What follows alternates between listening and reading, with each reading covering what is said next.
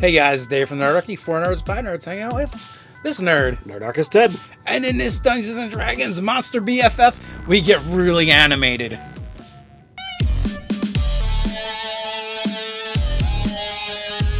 Jump down in the description below where you can sign up for Nerdarchy the newsletter. Get weekly gaming tips, as well as learn how to game with us. Actually, this came from Twitter. Someone was like, what's a good monster to pair with a flesh golem? And I didn't have a monster manual in front of me. And for some reason, I was thinking of flesh golem's a large creature, but it's not. It's only medium. I was like, what if you slapped a suit of armor on it, like animated armor? This winds up creating a very cool concept for an encounter. It makes things pretty interesting if you take it to the nth degree. So here's the concept, right? You know, the party, they come across, whether it's someplace they have to, or a chamber they have to get through, a door that they need to, go through, a bridge they want to come over, whatever you want to do, there's a guardian in front of it. A knight, bedecked, in full plate armor, carrying a shield with a sword either on its back or on its hip, and they need to get past. It's not letting them pass. Matter of fact, it actually attacks anything that comes near it. It kind of moans a word. The shield flies off its arm into the air. From its scabbard leaps its sword and begins dancing around, fighting the party. And they begin doing battle with this knight. And, instead of using weapons, he's punching them with his mailed fists. So we take the animated armor. It's only a challenge 1. But I've put this against like a 5th level party, and they've had trouble hitting the 20 armor class. Now, you talked about the shield flying in front of it. Even a nice bump of +2 to the already natural 20 armor class is going to be substantial. So you've got a 22 AC on a creature. It's only got 33 hit points, but if you really want to tweak this to the 9s, give it max hit points. So it normally has 6 die 8 plus 6. So that's 54 hit points that you could put out there with a 22 AC.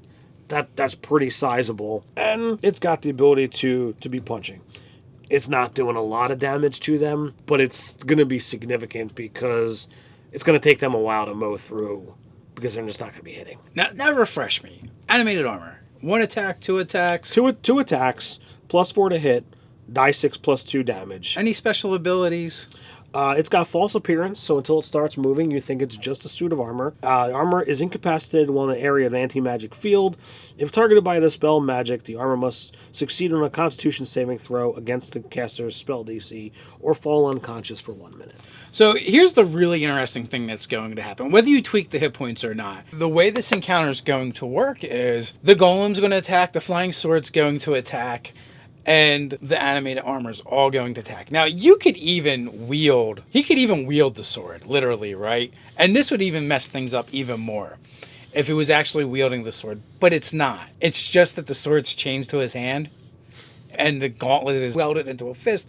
Can't even open his hand. The sword is in it, so the sword is slashing on its own, and this is totally like to deceive the party anyway. So they won't perceive the sword as its own monster, probably initially. The armor is just going to appear as armor.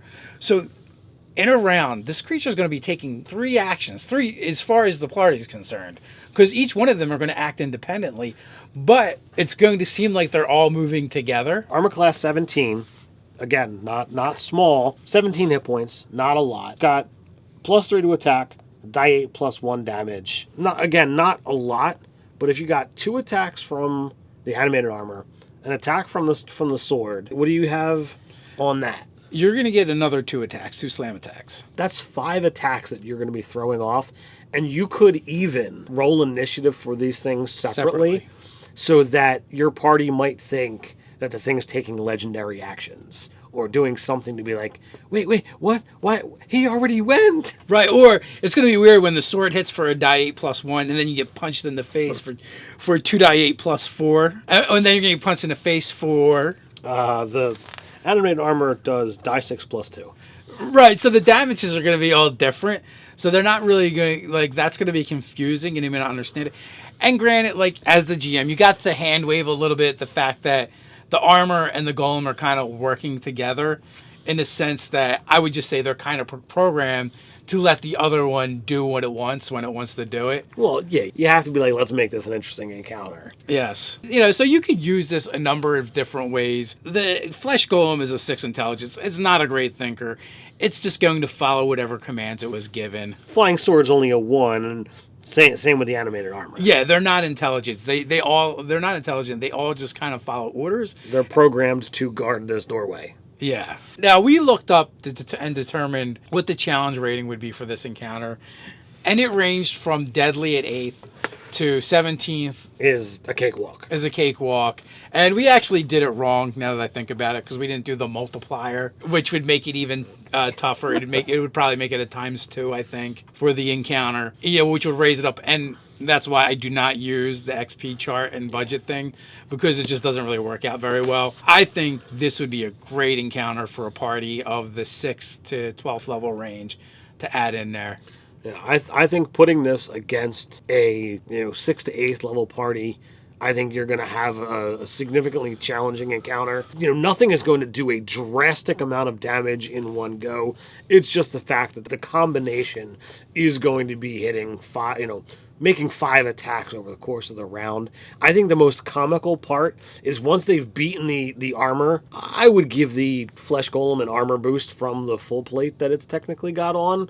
That's your call, or whether the animated armor kind of just sloughs to the ground after its magic has been depleted by its hit points. But once the golem has been beaten down and the armor's been beaten down, the sword's going to be still trying to swing at them. And that's when they're going to finally realize that, oh, the sword's a thing too. I guess I'll start hitting that. So I think you're going to get the most bang for your buck out of the weapon, even though it's a much smaller threat. So I think it's going to survive the longest. It's got 17 hit points, 17 armor class, so it's not a credible threat. It's only got a +3 to hit.